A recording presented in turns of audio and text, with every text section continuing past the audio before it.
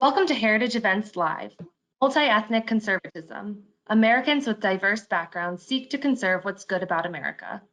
We're thrilled to have you here. Here are some tips for making the most of your virtual experience with us. Please submit your questions through the Questions tab. Feel free to share your name and affiliation. We love to know who's joining us. If there are any minor technical issues, we ask for your patience, as many of us are working from home and using home internet. I now invite Angela Saylor, the Vice President of Heritage's Edwin J. Fulner Institute, to come on screen. We hope you enjoy the program. Thank you. Good afternoon, everyone. My name is Angela Saylor, and I'm the Vice President of the Edwin J. Fulner Institute here at the Heritage Foundation.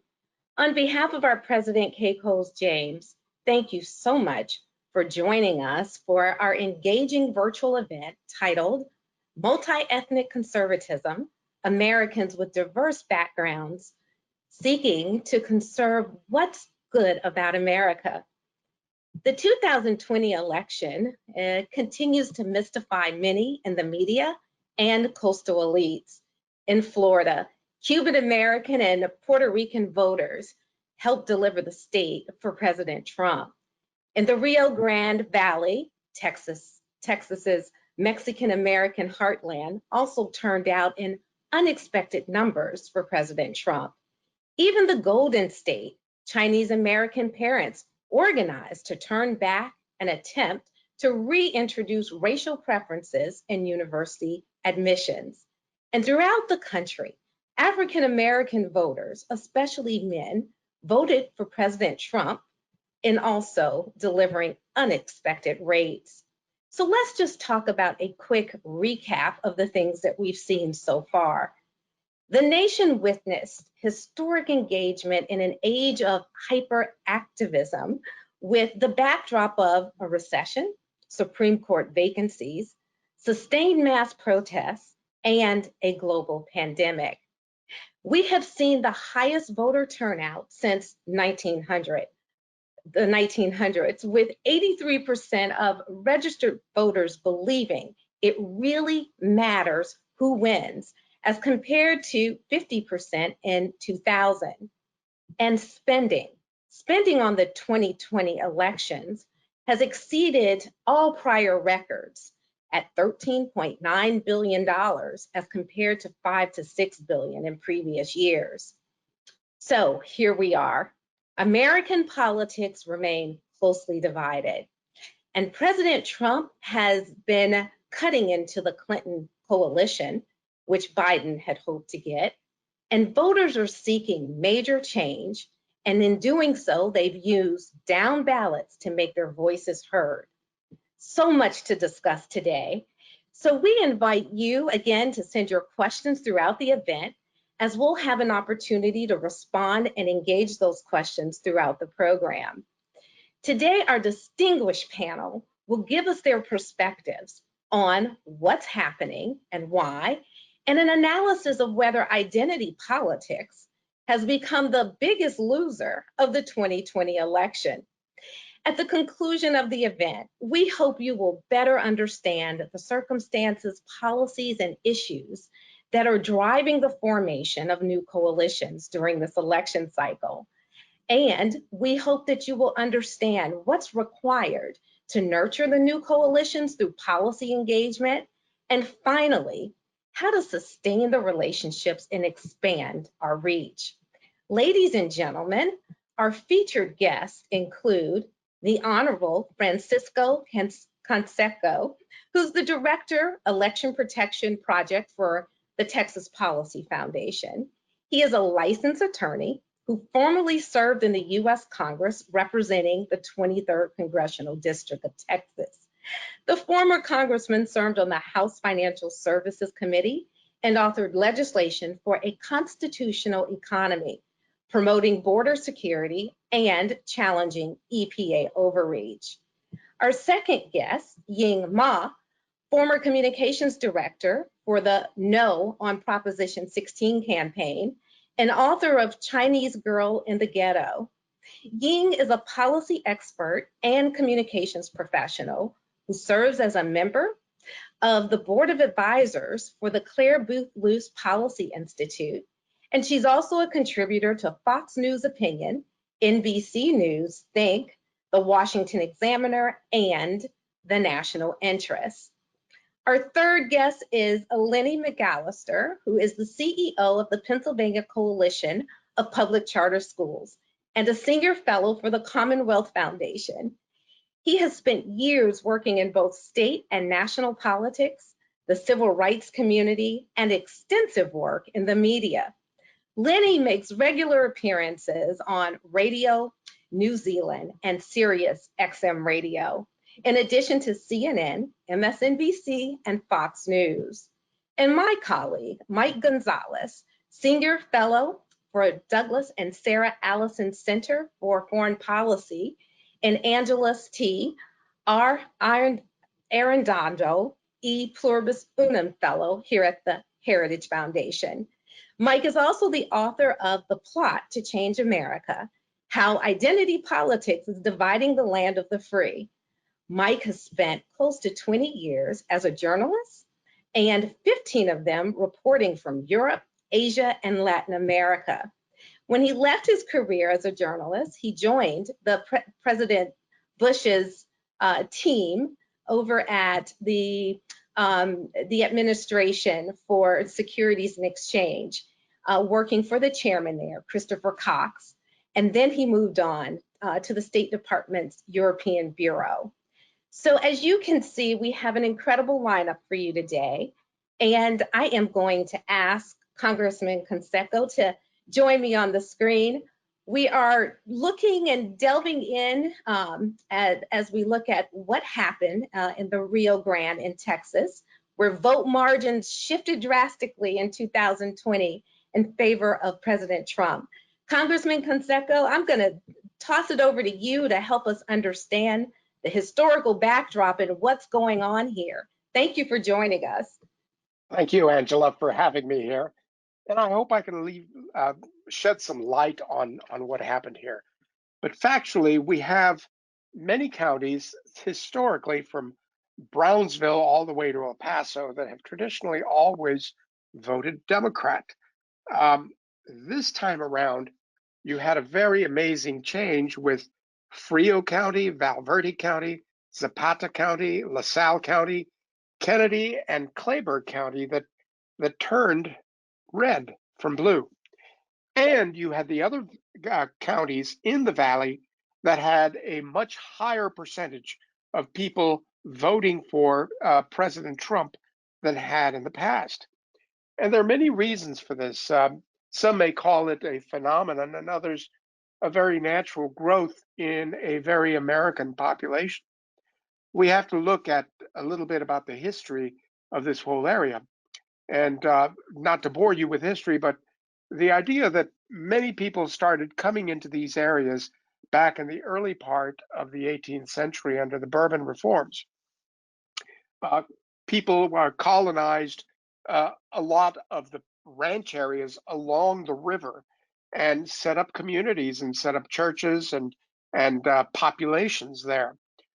Later, as time went on, you had a war with Mexico, two wars with Mexico, one of them for the Texas independence that did not gain south of the Nueces River, but yet there was a lot of friction between the Nueces River and the Rio Norte del Bravo and the Rio, what we call the Rio Grande.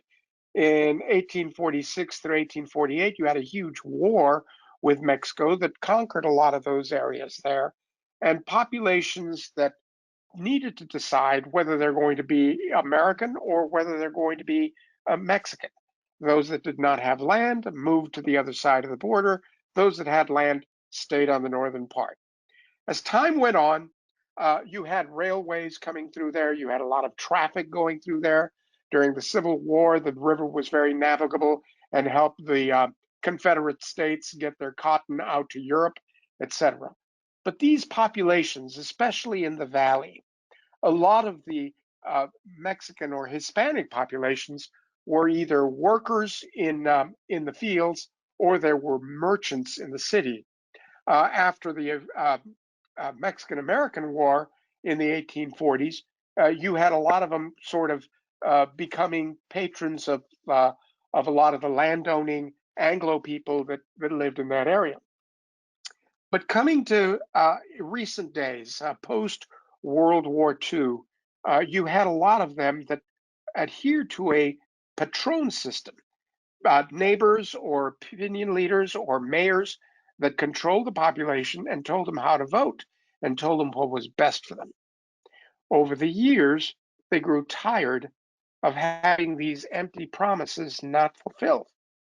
You had a huge amount of commerce and trade coming through there.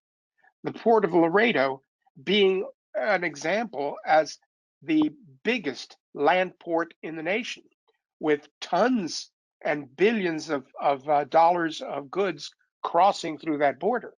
At the same time, in areas like McAllen and other areas there, you had businesses growing, both from Mexican populations that went into those areas and saw it convenient to run their business out of the United States because it was easier to do business in the United States and with a greater trade through the north. So what you're seeing is people realizing that their lot is with an American way, a seeking of an American system. With Donald Trump, I think what happened is that it appealed to a lot of these people that there was a certain sense of machismo in the president in getting things done and really serving the people with palpable, tactile facts of what he did on the ground in order to improve the lot economically and socially with a lot of these people.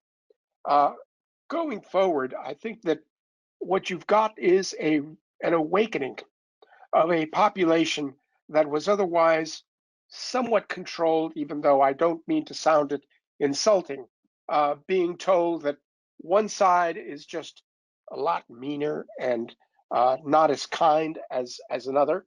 And I see that my time is up, but the idea being that they are now beginning to embrace more fully their Americanism. Thank you so much, Congressman. We're looking forward to being able to peel back the onion on the information you shared a little later in the program.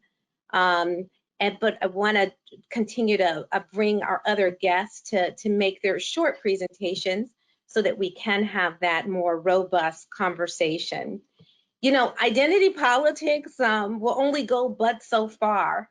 And Ying Ma is going to give us insight on how Proposition 16, an affirmative action proposal, failed, and the opportunities for conservatives to capture an audience with Chinese voters amid the community's rejection of the liberal establishment in California and their progressive agenda. Ying, welcome to the screen.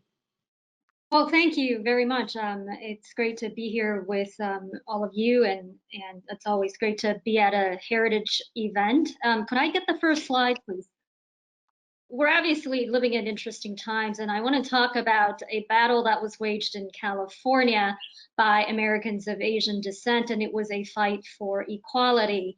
Next slide, please. And this was truly historic in so many ways, but let me just give you guys a quick idea of what it was all about. The goal was to prevent the restoration of race-based affirmative action in California. And so essentially what our campaign sought to do, the No on Proposition 16 campaign sought to do, was to keep the words on your screen in the California Constitution. Proposition 16 on the ballot sought to erase those words and to repeal a ban on race-based affirmative action in public employment, education, and public contracting. Next slide, please.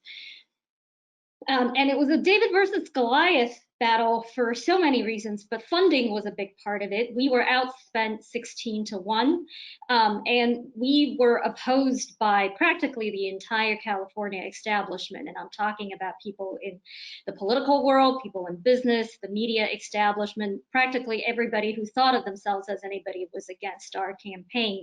Next slide, please.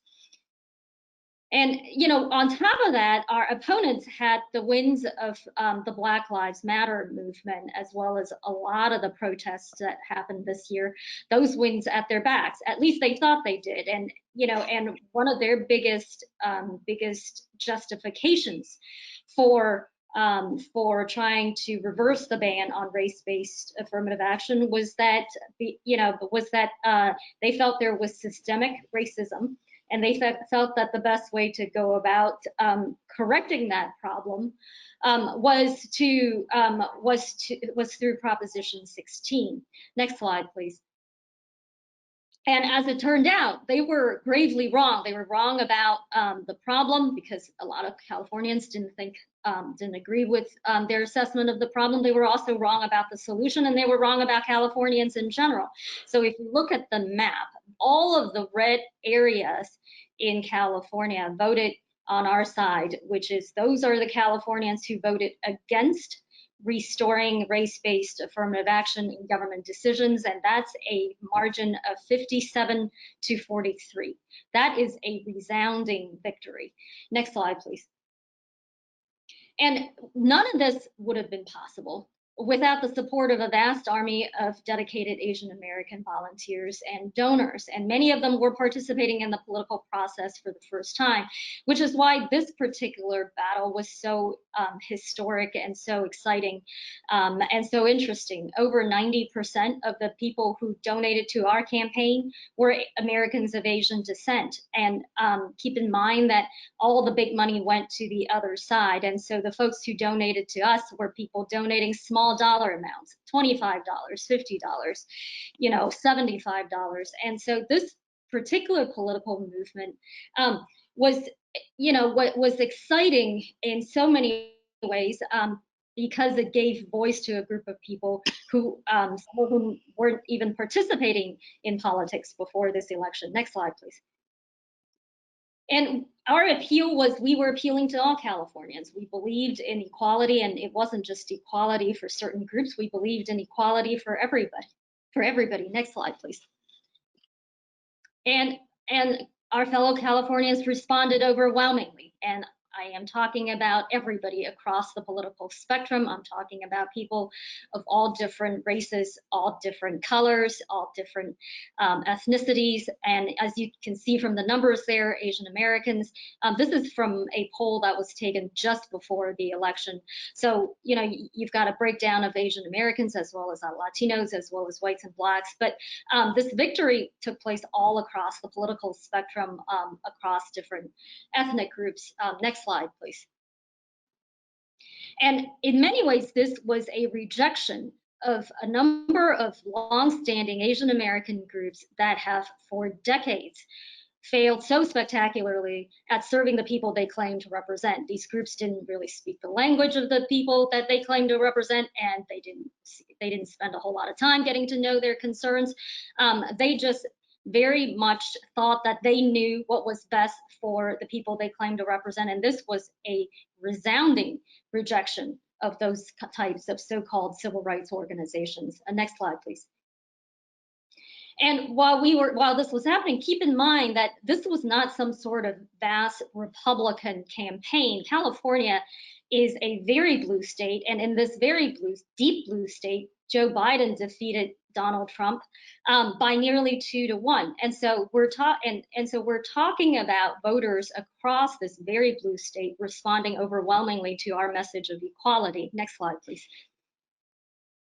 And of course, it didn't escape people that some of the very people who were promoting racial preferences were some of the most racist people out there. This is a post we put up on our Twitter page of a Democratic lawmaker in California making anti-Asian comments some years ago, and it certainly didn't escape us that those people who are claiming to fight for social justice, people who are yammering on about racial preferences, they are actually some of the most racist people of them all. Next slide, please. And so since we have a limited amount of time, I think so. This is a picture from one of our rallies, and what I want to, do is just congratulate my colleagues again, congratulate our volunteers and donors again. This was truly an effort by the people, of the people, and for the people. We had very few resources, and we fought the battle, and it was against great odds, and we prevailed. And it was a group of people who stuck their necks out and and they fought for a fundamental American ideal, and it was the ideal of equality. Thank you. I'll stop there. Ying, that was incredible. The slides really helped to allow us to kind of walk through what you were saying and take it all in. So again, we're going to be excited to delve deeper as we go into the discussion component of this event. Again, please lodge your questions in the question box because we want to get you in on the conversation. I want to turn to Lenny McAllister to talk about one of the voting blocks that's really mystifying the country, and that's the African American vote for the president, and more specifically, Lenny, that high percent, 18% coming across from Black males, and so we're seeing, an uptick even from the last election back in 2016. So I want to give you the floor to talk about the dynamic of the African American vote, and more specifically the Black male vote. Well, thank you, Angela. I appreciate being here as always. And I think one of the things we have to look at first and foremost is that this dynamic within the African American community in 2020 is a twofold dynamic. You have some dynamics that are specifically due to politics and political changes, but a lot of it obviously still boils down to policies as well.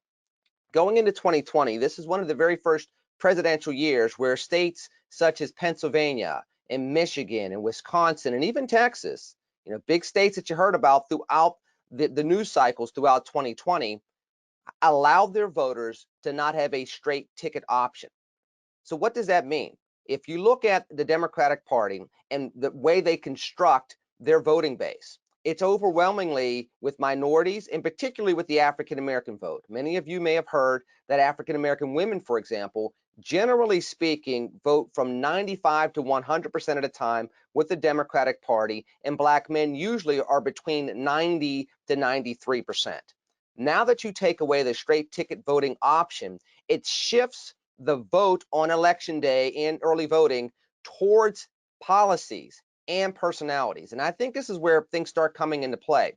When people start contrasting what they were seeing from the Democratic Party and the Republican Party, people started making choices on what they viewed as being leadership, but also what they viewed as being policies that allowed for advancement for these communities. A lot of times people talk and point back to the pandemic as being something that prompted this high turnout with voting, and quite naturally with a downturn in the economy, there were many, many people that came out because they wanted to see some leadership moving through the pandemic. But people also forget, aside from the healthcare parameters that we're dealing with, aside from some of the other things that we're obviously going through as a country, you have to look at things such as education. And how did leaders deal with education, and what were African American voters dealing with as a result of prior policies once the pandemic came to our shores? So when you start looking at policies such as school choice, you start looking at economic empowerment, you start looking at some of the occupation and achievement gaps that you saw between Blacks and whites in the country for decades that were bubbling up and now overflowed during the pandemic. African American voters started making choices on policies. They started looking and seeing, are my local public schools closed, and what options do my kids have to have continuity of education? They said the same thing about their jobs. They said the same thing about their society being open. Can I get the resources that my family needs?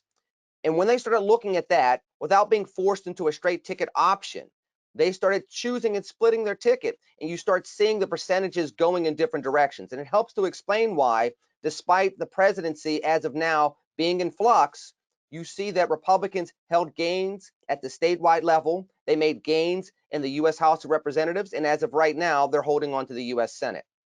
What people also overlook out there is the fact that with a lot of the pushback and the racial tensions that we have seen throughout 2020, that a lot of the blowback came towards Democratic leaders. A lot of times people point to examples such as Joe Biden saying, "You ain't black," in regards to his interview with Charlemagne the God in the late spring, in regards to him taking for granted the black vote and the pushback he got from the black community. That there were other black celebrities that said we need to broker both sides and our vote should not be taken for granted moving forward. Well, when you look at the protesters in the streets, the Black Lives Matter movement and other protesters that were pushing back on some of the status quo throughout 2020, again, in part because of the pandemic, they weren't necessarily pushing back just on the Trump administration. They were pushing back on their local police chief, who more often than not was appointed by a Democrat. They were pushing back on their local mayors. They were pushing back on their local city councils. And you saw this from my hometown of Pittsburgh all the way to the West Coast in places such as Seattle and Portland. Why is this significant? Because people are now looking at the personalities that are leading them. And when they're finding themselves dissatisfied, they're looking across the political and policy spectrum for solutions.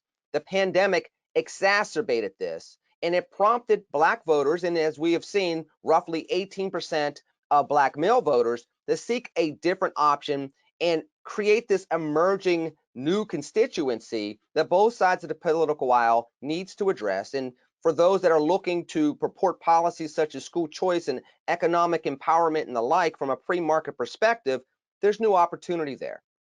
As we move into the new reality of what we're going to have in 2021, we have to ask ourselves, what are people looking for moving forward?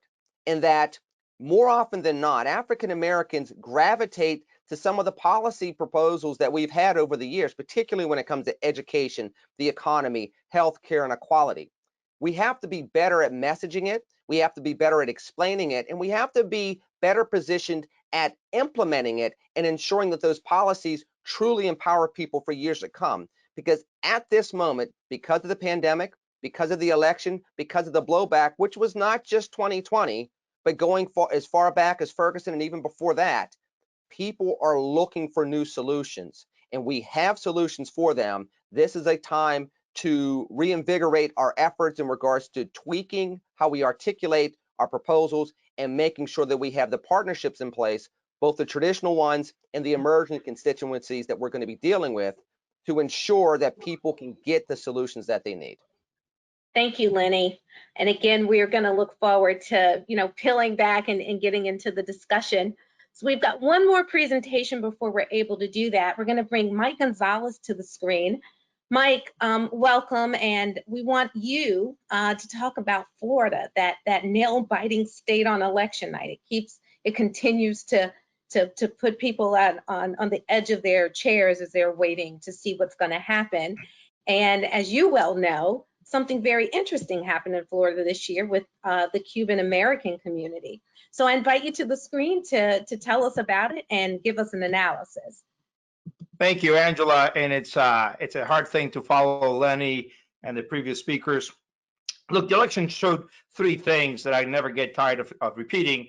And I mentioned prominently in my book. The first is that there is no Latino or Hispanic vote in the country. I can't say this enough. Second, no, demography is not destiny. That is a policy choice. And the third is that terms such as minorities, people of color, diversity, these are all concepts devised by the left for a leftist strategy. They don't really correspond to reality on the ground, as the election showed. So the Cuban-American vote is let's go back to brass tacks. What happened locally, the Cuban-American vote was really important. Hialeah, a city north of Miami that has a high concentration of Cuban-Americans, Trump won it with 66% of support, whereas 4 years ago, he actually split the vote in Hialeah with Hillary Clinton. Now, the Hialeah vote may actually understate the Cuban-American vote, because Hialeah, it's only 75% Cuban-American. One can surmise that the other 25% voted less lopsidedly for President Trump, which means that the Cuban-American vote must be approaching or even over that 40-point differential, which is huge, of 70 to 30 that other polls reveals. But it was not only Cuban-American, right? There were a lot of many Puerto Ricans live in Central Florida, the I-4 corridor, Osceola County. These are still We're still extrapolating, but it looks like Osceola County went to a greater degree for Trump than it did in 2016. Then you had the Colombian, Venezuelan, and Nicaraguan American votes in the hammocks, for example, an area west of Miami-Dade, which has a very large concentration of Colombian Americans. A Miami Herald analysis of precincts showed that Trump did 32% better this year than in 2016. He lost the hammocks by only 184 votes this year. 4 years ago, he lost the hammocks by 9,000 votes.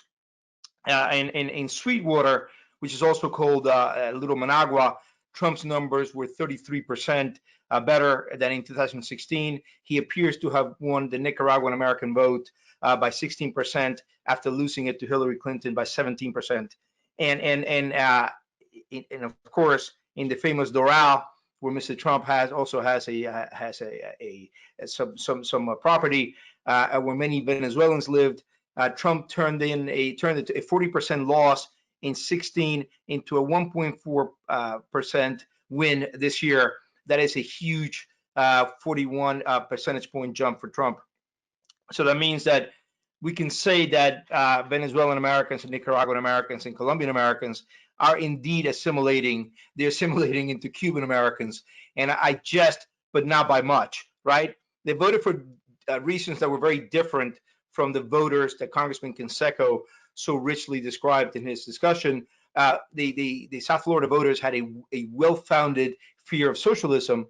Now, the media sought to portray this as a result of disinformation. So Christiana Amanpour on CNN was one of many who, as late as late October, was repeating this libel. But it is a case that it is a factual case that the number of elected members of the House of Representatives who declare themselves to be democratic socialists, who sympathize with socialism, has doubled, right? It's just no longer the squad of AOC, Ilhan Omar, Ayanna Pressley, and Rashida Tlaib. Now we also have Jamal Bowman, Mondaire Jones, Richie Torres, and Cori Bush. And there was also the fact that Lenny referred to, that in 2020 we had the near insurrection that was organized by the Black Lives Matter organizations, whose leaders are demonstrably not just Marxists, but Marxist-Leninists. So these reasons are very different from the issues that Congressman Canseco discussed, although in some ways all of these voters had one thing in common. They wanted to save the American system from transportation. This is not, as some would have it, a rise of a multiracial working class conservatism. The voters didn't vote as minorities. Zapata County, which Trump won, and Congressman Canseco talked about, which gave such gastritis to the New York Times, is 85% Mexican American. But what is its white percentage? It's also 85% white, and that is because the voters there are incredibly proud of their culture. They're incredibly proud, as they should be, of their ancestry and of their ways, but they don't see themselves as persons of color. They don't see themselves as victims. These conditions that the New York Times and others in the media ascribe to them are just very far from the reality.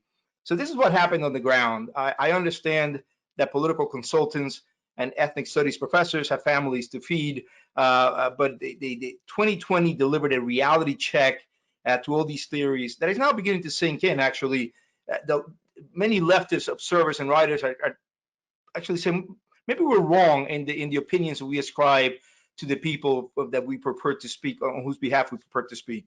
Thank you very much, and I look forward to the discussion. Well, thank you, Mike. Your presentation was outstanding as usual. I want to invite all of our guests back to the screen so we can begin to dialogue about these very important issues and the points that you've made about the movement of the country. Congressman, I want to start with you in kind of the first round of this, let's call part one of the discussion. You know, people are listening very carefully to your presentations and what you're saying and the analysis that you've put out. And I can't imagine but believe that they want to know, you know, how do we take this moment and create long-lasting, sustaining relationships with the communities that have voiced their opinion and their alignment. You know, how does that play out as we move forward in our day-to-day lives, and we're moving out of kind of like a campaigning mode moment? And as a former member of Congress, I'd like for you to kind of address that issue in terms of what elected officials should be doing in this moment. First of all, there is a very common theme with what Ying said, what Lenny said, and what Mike said, and that is the idea that we're American. If somebody comes up and insults us, then we're going to go back into our corner, you know. But more than anything else, the idea that we want to efface the idea of we're Black or we're Chinese or we're Hispanic or we're this, we're American. And when you start addressing issues about the dinner table, about common issues, and look at, Mike brought up Zapata County. Zapata County is a whole bunch of ranchers and business people that have oil and gas on their land. And the same with Frio and LaSalle County and Kennedy and Clayburgh. Kennedy and Clayburgh are a very different story. That area used to be the King Ranch, and it still is. But a lot of the people that used to work on those ranches have now married into the King Ranch families, and they're part of the team.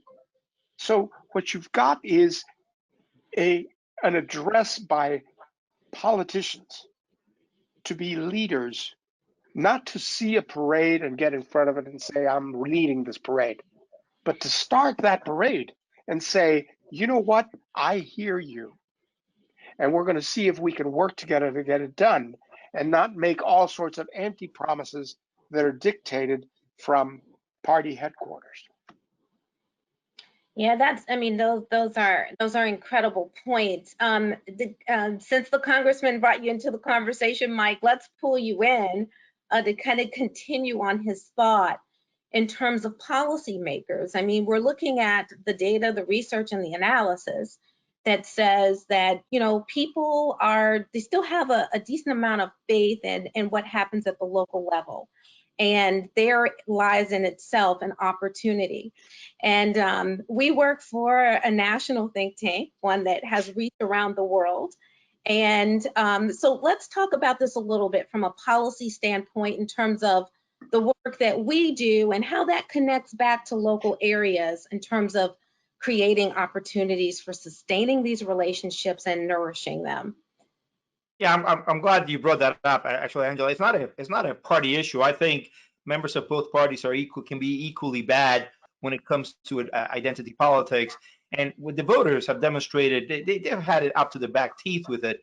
There's a whole range of policies from affirmative action, racial preferences, to the use of the disparate impact doctrine in the administration of policy that deal into this. The creation of groups, of ethnic groups through the census process, of minority groups through the census process is another one.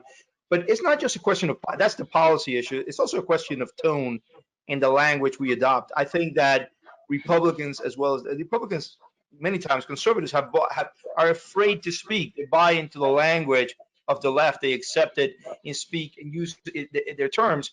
So what I try to do with my writing is to, Milton Friedman said you have to create the right environment where even the wrong politicians will do the right thing. So I try to create an environment where people dispel myths about it. But I think that's the great thing about this election is that, oh my God, heads exploded at the Washington Post and the New York Times when they saw this. I mean, literally, hair was on fire. I'm surprised that the building did not catch fire because the voters said, no, we're not who you think we are. If the politicians understand this, I think it would be a very, very good thing as well. Thanks a lot. So Lenny, just kind of picking up on where Mike left off, I mean, you have been an integral part of the workings of civil society through a state think tank and in your new role with really, leading the charge with school choice. Talk a little bit about this moment in terms of capturing. I mean, we've been here before where you see some movement. I think there's a really unique story this time in 2020 and a lot of surprises. But talk about that a little bit from, the work that you do on the ground and, participating on the national scene and going back to the local community, and what you think this moment holds for opportunity. I think what we learned in 2020, Angela, is that you can either have reactions or relationships. And when you look at identity politics, it's more going through the mode of reaction. Somebody feels a particular way, they're from a certain group. I need to react to that in a way where I can show that I am at least engaging it. When you have relationships, you can understand who people are, what makes them unique as their type of American. Whether you're a Latino American or an African American, you can understand that, but still embrace both the first half of the hyphenation, but more so the second half of the hyphenation. And then from there, with relationships, craft the very specific solutions. In our instance, it's school choice, but it also boils down to criminal justice reform and making sure you have the economic empowerment, making sure that people have the access to healthcare in a way that's affordable and sensible.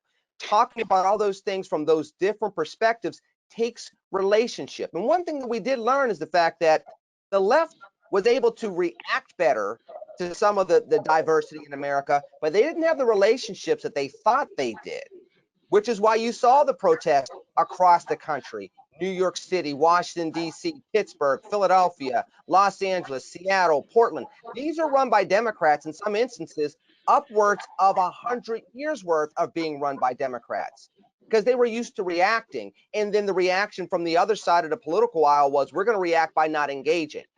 The moment allows us to say, do we want to have relationships? Because the relationships allow us to deepen what we do on a regular basis, find really empowering policies, and then actually win the future, not just engage it for the sake of optics. Yeah, absolutely. That the relationship component of it is really the human spirit that you're talking about. Ying, I want to pull you in. I mean, you've done such incredible work on the ground. I mean, your reputation is just incredible across the board. And you saw in California, and then I thought it was really neat how you were emphasizing, look, this is a blue state where this movement has taken place.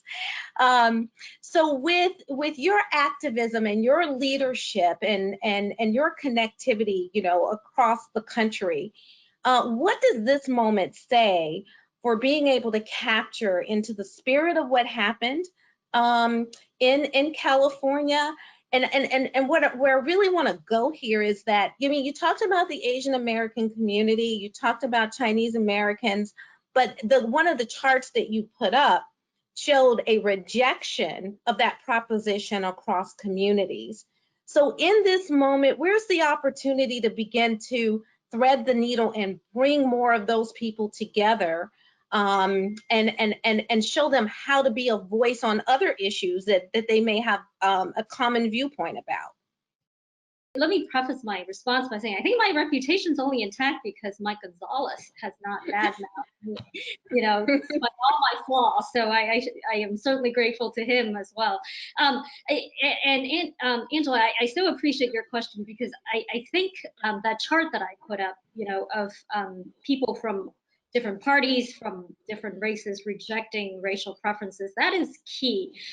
So even though what I was describing in my presentation was very much about the political awakening of Asian Americans, particularly recent Chinese immigrants in California. I think that the success was possible because the concept of equality that we were fighting for resonated across the board with Californians, all from all walks of life. And if you take a closer look at those numbers I showed, about half of the Latinos who were polled right before the election said they were going to vote against Proposition 16. And this is one group of people that the entire California sort of far left establishment said that racial preferences are supposed to serve. And that, so in other words, you know, you had a huge group of, a huge swath of Latino voters across the state who rejected that viewpoint. And one of my favorite digital ads that our campaign put up was by a very staunch Latino supporter of ours, and I liked it, you know, so much because he said in a short 30-second ad, we don't need permission from the government to think for ourselves, to act for ourselves.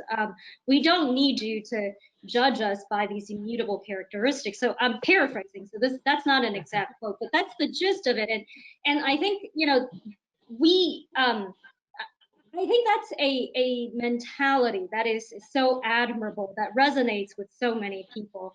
And I think, you know, even though Chinese immigrants who come to this country, particularly recent Chinese immigrants, might have very different experiences compared to Latino immigrants, I think that this concept of, you know, we can act and think for ourselves, that is one theme worth exploring in the days and years ahead.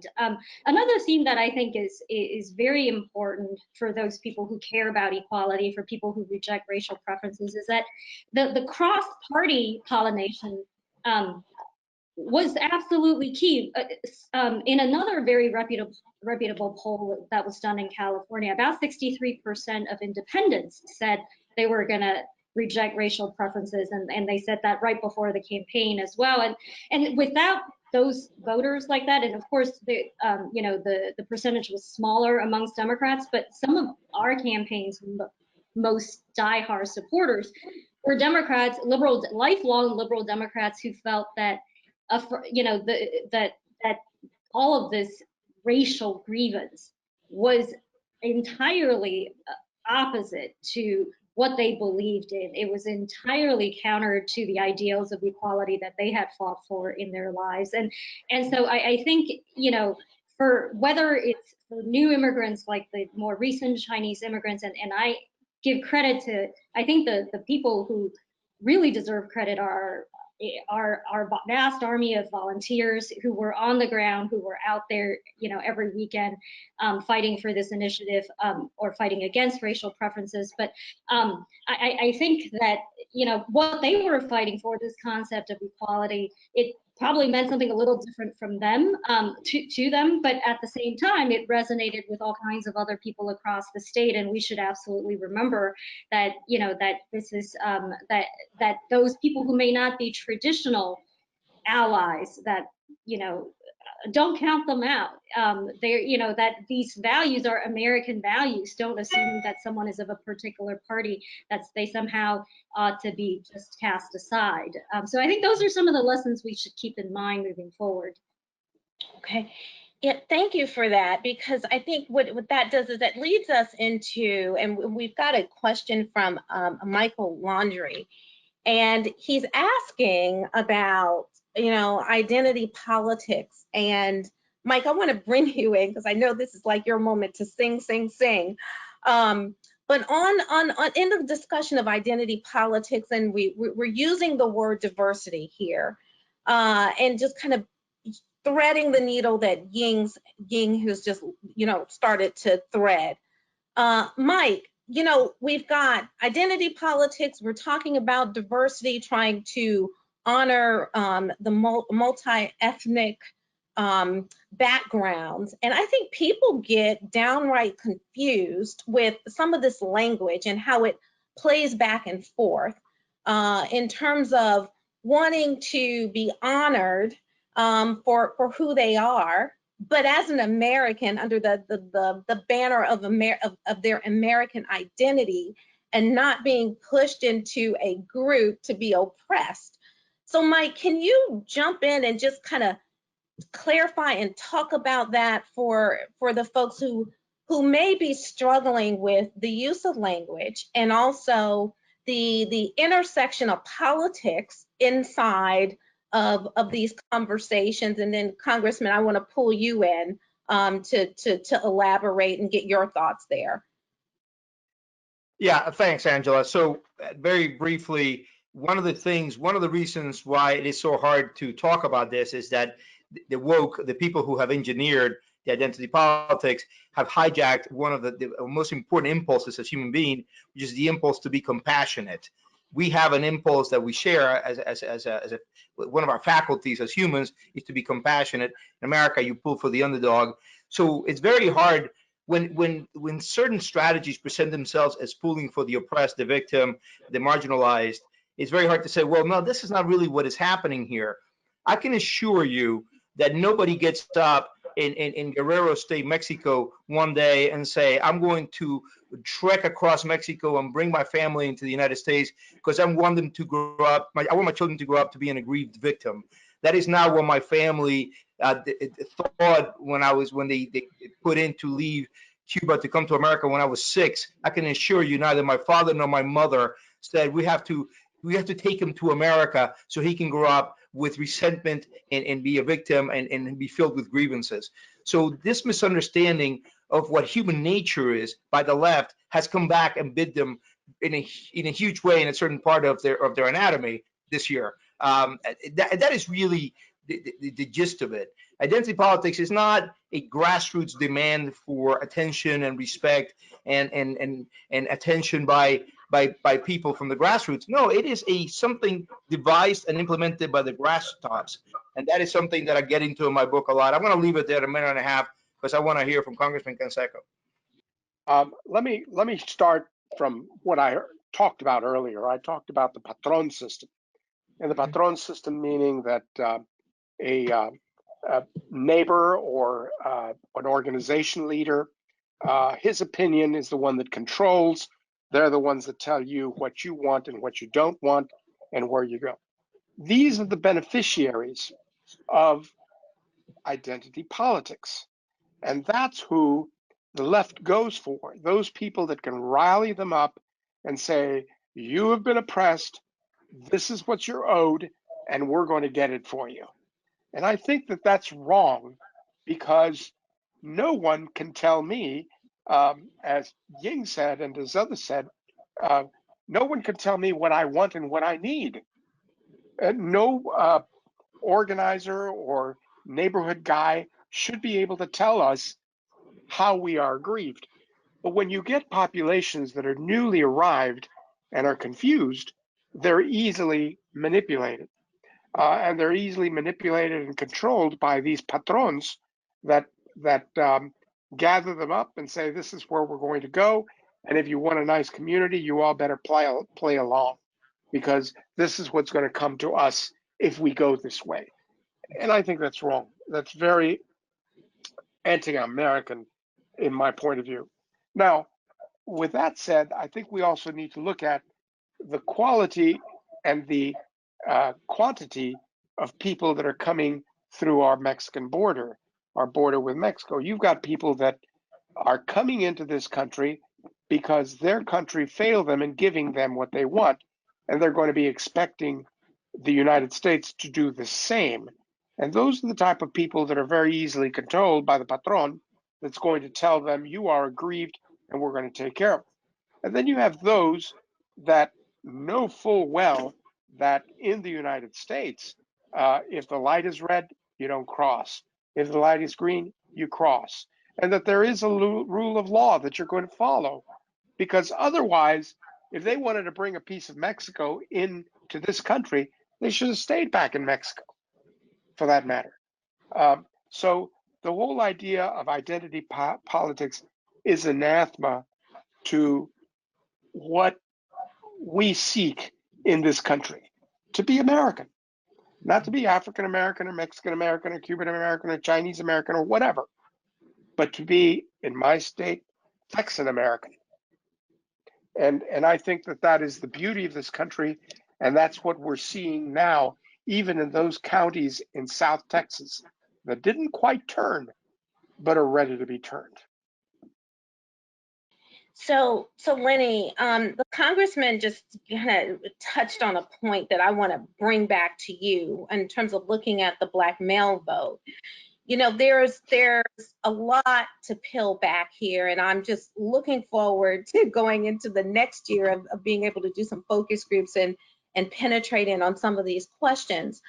But from your viewpoint, your perspective, this I can think for myself piece, and looking at President Trump's leadership style and this magnetic attraction into Black males, do you think that in addition to policy, that because Congressman Canseco just said, you know, people who are new to the country can be kind of fooled, but when you look at the Black community, the Black male voters that we're looking at, they've been, this America's been their home from birth, you know, and their second, third, fourth, fifth generations and generations of family members have been here on American soil. So talk about that a little bit, because I believe as we look at the different occurrences across the country, the one thing that we're not really pinpointing with the Black male voter is like some local occurrence that happened. It seemed like it was something more, a larger, maybe coming on for a long period of time. So talk about that in relation to identity politics and what you think we're seeing here. I think that ironically enough, African Americans, generally speaking, seem to gravitate the most towards identity politics for several reasons. Number one, if you look at the egregious aspects of what many groups have gone through in America, you have only one group that's ever been enslaved for multiple decades and generations, and that's been African Americans. At the same exact time, if you look at the history of African Americans, they also are the one group that's continuously trying to say, if you just give me a chance to truly be American, I'll show you. You put me through Reconstruction, you have the rise of the Ku Klux Klan, but maybe if I go through World War I and be a veteran, maybe you'll see me as a true American. Oh, the rise of the Klan in the 1920s, the Great Depression, maybe if I serve in World War II, you'll see me as a genuine American. Oh, we have the civil rights movement, maybe if we have this legislation, you give me a chance to be on an equal playing field, you'll see I'm truly an American. I think sometimes people get it misunderstood that even African Americans always want this reality of identity politics, when in fact, if you look at the history of African Americans has always been, if you give me the opportunity to show you that I'm just as an American as anybody else, that I want to do that. So if you start taking that and contrasting that to what transpired in 2020, what you'll see is a genuine frustration with what the status quo has been. Donald Trump style coming into 2016 and said, listen, let's drain the swamp, let's break the system, I'm tired of the establishment. If you look at the pushback that you've been seeing from particularly Black males from Ferguson, if you go back as far as Rodney King in the 1990s on through for 25 to 30 years, it's listen, we have tried to do it in a peaceful, nonviolent way. We've tried to do it through the political system. We've tried to be patient. I'm tired of being patient. You told me if we just build up our ranks within one political party, even if we get an African American president, we'll finally meet that we shall overcome moment. Well, here I sit in 2020, 12 years after Barack Obama was inaugurated or was elected, 11 years after he was inaugurated, and here I still sit in the same community with the same schools, with the same lack of opportunity, and I'm still having the same problems with the police. They've said enough's enough. So when you start looking at style and tone, you have people that are trying to leverage the frustration of what they've had to go through with identity politics to get back to the altruistic goal and theme that there's been throughout the history of African Americans, which is simply, if you give me a chance to show you that I'm an equal American, I will gladly be an equal American, whether it's being an Olympian, being a veteran, being a teacher, or being somebody that's working side by side with you every single day. Thank you so much, Lenny. I can't believe it. We are completely out of time. This has been a very insightful conversation, a very needed conversation. Congressman Canseco, thank you. Ying Ma, thank you. Lenny McAllister and Mike Gonzalez, thank you so much. And to all of you who joined us, We appreciate you engaging and sending your questions in. And Mike, I think we've got to do this again because we've only gotten through part of the conversation. Again, thank you for participating. And on behalf of our president, Kay Coles James, we will forever be indebted to your friendship and partnership with the Heritage Foundation. This actual webinar will be available online. And so if there are those who missed it and you want to send it their way, please feel free to do so. And again, thank you so much from the Heritage Foundation. Have a wonderful afternoon.